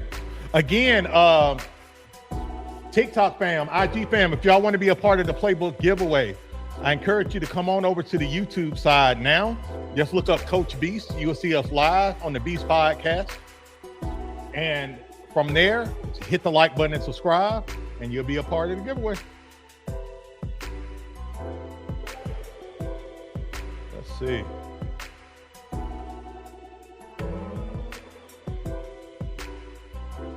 Y'all making it hard today, I see.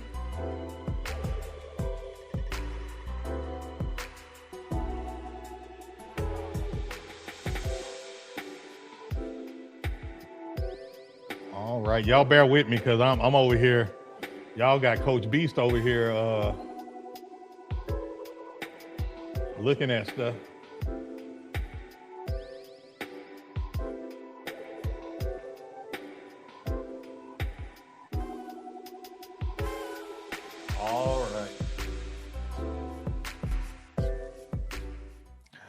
All right, guys. All right, that's it. So during the show, guys, we've been talking about the Beast offense all show, right? And I showed y'all the diagram of the Beast offense, right? I showed y'all the diagram. And I said that what makes the Beast offense so dynamic is that you got 7 blockers at the point of attack. 7 blockers at the point of attack. So if you got that correct, big congrats. But there can only be one winner. And it's funny, I'm gonna tell y'all this too, by the way. I got people in the comments, some of my OG Reapers, they will put the wrong answer on purpose. So when y'all copy it, y'all get burned. I'm here to tell y'all, so y'all got to make sure y'all get it right on your own. All right, here we go. So the winner of the first copy of the Strongman Beast offense is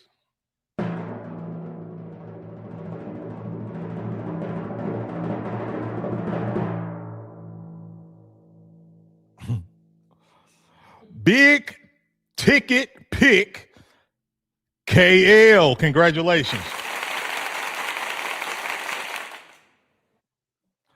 Hey, I guess Big Ticket Pick, like, hey, I know I named myself that for a reason.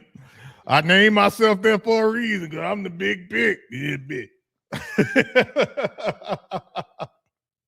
Big congrats, coach. This all I need you to do. All I need you to do is to just email me at beastoutyou@gmail.com. Again, that's beastoutyou@gmail.com. Give me your name, your username, and the playbook you won, which was the Strongman Beast Offense 1.0. Okay, guys. And give me 48 hours to get that to you. If you don't hear from me in 48 hours, just send me a message and I'll make sure I get that to you. All right. Make sure I get that to you.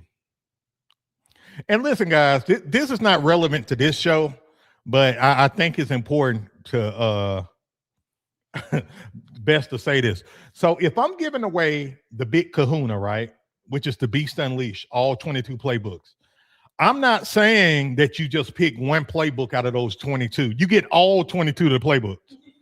Okay. I don't want you to shortcut yourself because, like, some of you guys will win the big kahuna and y'all like, well, I want the 4-4 Reaper defense out of it. I'm like, what the hell? You get them all, you know? So just know that that's not relevant today. That's not the playbook we giving away today, but just for the future, because I know, like, we got a lot of people who, once they find us, they come back every show. So just wanted to put that out there. All right, guys, we're going to get ready to give away another playbook. Here we go. Y'all bear with me.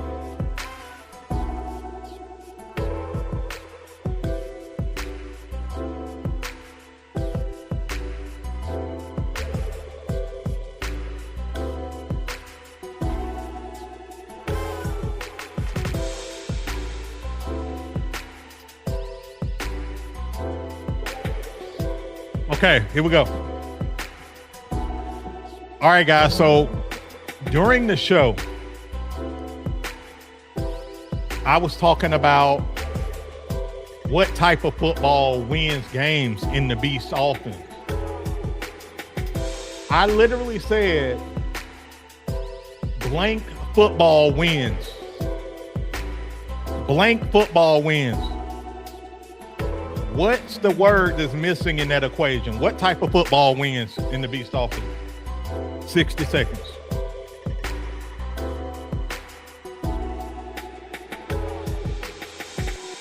I see you, Coach Brian.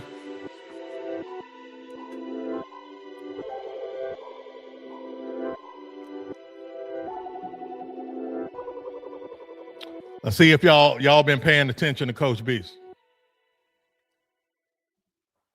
And again, guys, I want to welcome everybody to the Beast Podcast. We are in our giveaway segment of the show. And again, guys, be sure to hit that like button and subscribe. Our show is every Tuesday and Thursday, 12 noon Central Standard Time. And we talk all things youth football coaching and leadership.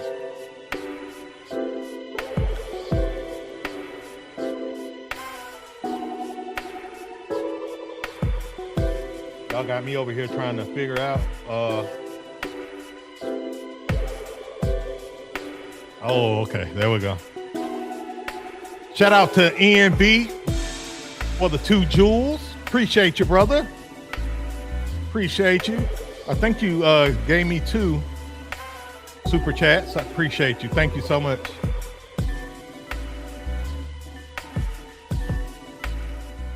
All right. All right. So again, during the show, guys, we was talking about the Beast offense, and we was talking about the type of football that wins. What I said was physical football wins games, right? Physical football wins games. So if you got that correct, congratulations. But there can only be one winner. And the winner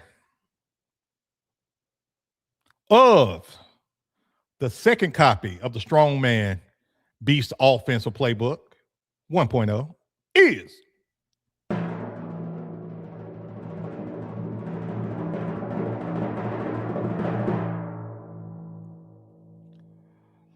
Coach Nick. Congratulations.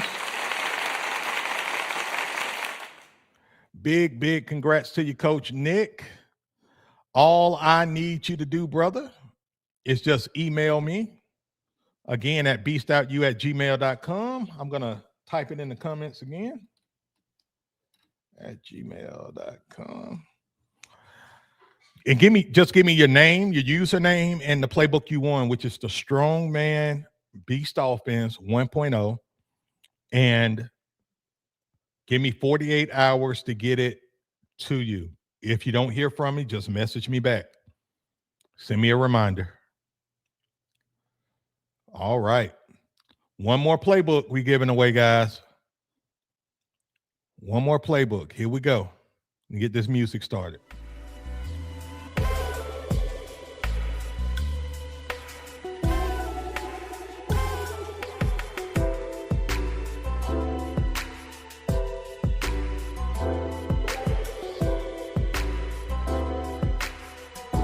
Okay, here we go. So we talked a lot about the Beast Offense on this show, and it was just phenomenal. Had a blast, right? But I said at a point in the show, I said the Beast Offense forces defenses to do what? Ooh. The Beast Offense forces defenses to do what? 60 seconds. Tough one. Shouldn't be tough. If you was listening, shouldn't be too tough. Let's see what y'all got. Let's see what you got. Let's see who cheats. Let's see who cheats. Yeah. Let's see who our cheaters are. Who cheats? Yeah.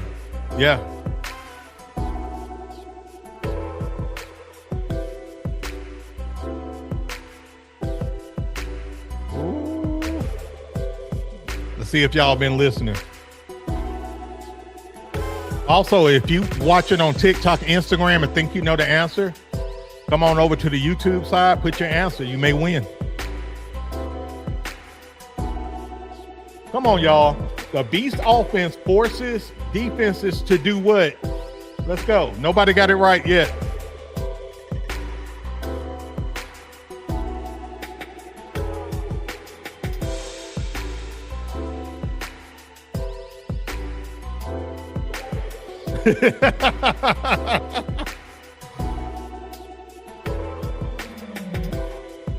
$20 seconds, guys.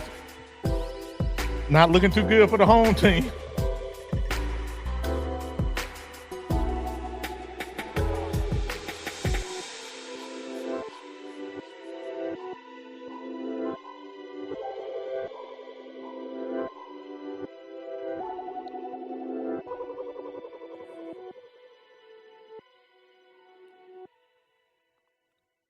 All right, I'm gonna give y'all 15 more seconds.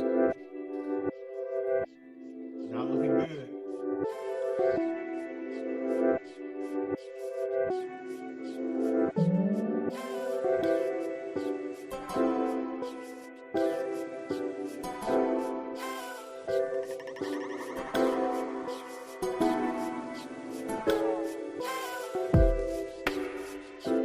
All right.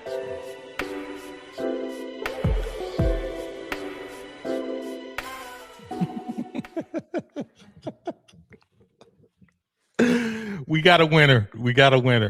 Y'all struggle with that one, man. Hey, I actually thought, I knew this was going to be a little tough, but I didn't know it was going to be this tough. God damn it. Golly. Ooh, some of y'all putting out, it said the Beast Offense forces defenses to eat hibachi, to eat pizza after a loss. All right. We got a winner. So again, guys, we was talking about the Beast Offense, and I said the Beast Offense forces defenses to play your game. It forces defenses to play your game. And don't forget that. That's the beauty of this offense, is that you don't have to change. You know what I'm saying? You don't have to change for them. They got to change to you. So the Beast offenses. The Beast offense forces defenses to play your game. So if you got that correct, and when I say you, I mean you, because there's only one person. It's only one person that got it right.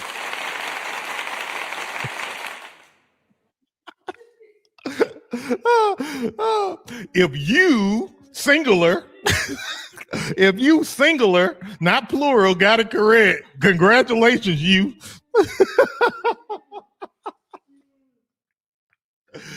All right. That being said, there can only be one winner, and there's only one winner based on the answers here. The winner of the Strongman Beast Offense 1.0 is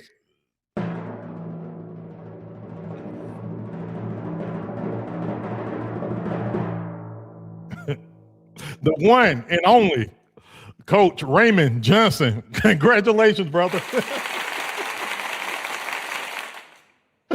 Oh, big congrats. Big congrats. So much fun. You know, it's funny because literally this is my favorite segment of the show. Like, I get bummed out when we don't give away a playbook. I'm gonna be honest, because I love giving. To this point, we've given away roughly about $17,000 worth of playbooks. That's right, $17,000 worth of playbooks. So big shout out to you guys for your participation. And like I said, I got a goal. I want to give away 100K worth of playbooks to you guys, you know, because we believe in generosity over here. We believe in giving over here. You know what I mean? And Coach Raymond, all you got to do, brother, just email me at beastoutyou@gmail.com and give me your name, username, and the playbook you won. Okay. And I'll make sure you're taken care of. Give me 48 hours to respond back to you. Okay, guys. And I got one more thing. One more thing I'd like to mention before you guys get out of here. If you didn't win, no worries, because everybody's a winner over here. If you still want a copy of the Strongman Beast Offense 1.0, you can get it by using discount code FREEDOM50 to get 50% off. That's right, 50% off on the Strongman Beast Offense 1.0 or any, check this out, any of the playbooks in the playbook store. That's right. So just use Freedom50 in the playbook store. Okay. Pick your bundle or your playbook you want, and it's 50% off. I think if you get the Strongman Beast Offense 1.0, you use the discount code, it's like $23. That's like Chick-fil-A on a good day. Okay. I think it's like $23 if you use the discount code. So y'all, that's my gift. That's my gift to you. I appreciate you guys so much. All right, guys, before we get out of here, get them ones up. Y'all get them ones up. Get them ones up. For those who are new to the show, this is our mantra. When we put them ones up, that's our declaration that we want to be number one at everything that we do. We want to be number one as a man, as a woman. We want to be number one as a coach. We want to have the number one team in our league and in our city. And we just want to be the best of the best at everything we do. This is why you watch the show. Everybody's an honorary member of Beast Nation who's a part of this show, who's on the email list, who purchases a playbook, who I've consulted. You a part of Beast Nation. Okay? But understand, that's just the entry point. I want everybody to be reapers. What are reapers? Reapers are coaches who are dedicated to being the best of the best at everything they do. I don't care if you're a youth football coach. I don't care if you coach 5-year-olds. I don't care if you're a figure skating coach. Okay? If you're a part of the show, that's you making a declaration. You want to be the best of the best at every freaking thing you do. Okay? We are soul takers. I love that, Coach B. We're soul takers. And look, it's my goal to start a movement to where everybody's associated with me, Beast Nation, and Reaper Nation. We're going to have a reputation of being the best coaches in all of youth sports. We're going to be the cream of the crop because we know that there are so many bad coaches out there, so many guys and gals, I see mostly guys, shouldn't even be coaching. They can't control their emotions. They over here fighting. Y'all been seeing my reaction videos. It's just ridiculous out there of the amount of adults who can't control their temper. Because it's one thing to protect your kids and to protect your program and keep them safe. It's another thing to lose your cool because somebody said you got a big stomach or you ugly and you ready to fight. You know what I'm saying? It's one thing for somebody to say, your wife looks like a cyclops. Okay. Well, no, I may throw down on that one too, but no, y'all get my gist though. It's too many adults trying to live through kids that are ego driven. And let me just be frank. Can I be frank with y'all real quick?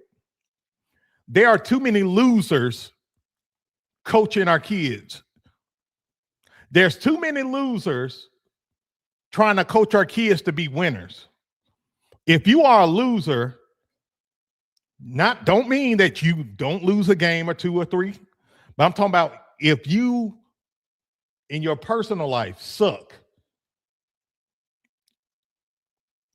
it's going to be hard to teach kids how to win because what you're going to do is you're going to be living through those kids because you're not used to tasting a win.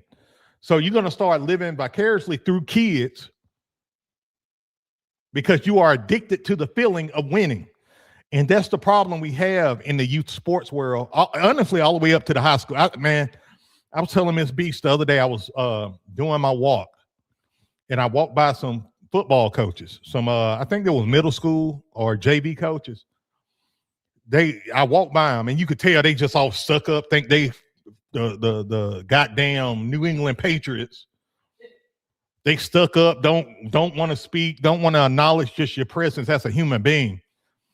And I instantly said, there's some shitty guys. They think this shit don't stink, but it does. Don't be that type of person. Don't be that type of coach. Be the type of coach that values people, that gives back and show love to people. It's funny because, I live in the South and we're big on, hospitality and respect and speaking and all of that. And I went up north. When I went to New York, in my mind, because everybody said, well, New Yorkers, these people don't talk to you, like blah, blah, blah, blah, blah. We ran into some of the nicest people ever. Yeah, they're not like Southerners. Southerners will wave at somebody. We had no clue who they are. You know what I'm saying? We'll run it, we'll wave at the freaking Night Stalker, just because that's how we are in the South. Like if you act funny, like if you are like an asshole, like a true, or let's say a dick in the South, you stand out like a sore thumb, right? Well, up north, I had this mindset that everybody was dicks. No, I was wrong. Man, we had people helping us, giving us directions when we didn't even ask. Like I was like, okay, now is this a scammer? I had to look out for the fam. But no, these was like genuine people trying to help. Shout out to everybody who tried to help, by the way. And be that person no matter where you stay, whether you stay on the West Coast, the Northeast, the Midwest, the South, the Pacific Northwest, no matter where you stay. Like I was so impressed with New Jersey and NYC. Me and Miss Beast were like, man, we got to go back out there. We may move up to New Jersey. We may. Never know. But be a coach that gives value to people, that loves people, don't put up with shit and bullshit. You strong, you're a man or woman of integrity, and you got a backbone. But be a person that shows love and respect to everybody because that stuff comes back to you. and God blesses you. God blesses you. I'm here to tell you, I'm a witness to it. You know, I know I look, I know Coach Beast used a lot of profanity, and God is working with me on that. You know what I'm saying? But please believe I am a follower of Christ, and Christ has blessed me and my family. And he's been a blessing in my life. And I'm not even trying to talk religion, but it's just the truth. Every time, I kid you not, every time we give, God give it back. Miss Beast a witness to that. And so be a giver, be a blessing to somebody else, and watch it come back to you. All right, guys. With that being said, man, that's it for the show today. Guys, I will see y'all Thursday, 12 noon Central Standard Time. We're going to be back here. Be sure to hit that like button, subscribe to the channel if you haven't already. If you haven't already, be sure to hit that like button, subscribe, and hit the notification bell so you don't miss the show Thursday, 12 noon Central Standard Time. All right, guys, that's it. I love you guys. And until next time, Beast out. Peace. God bless.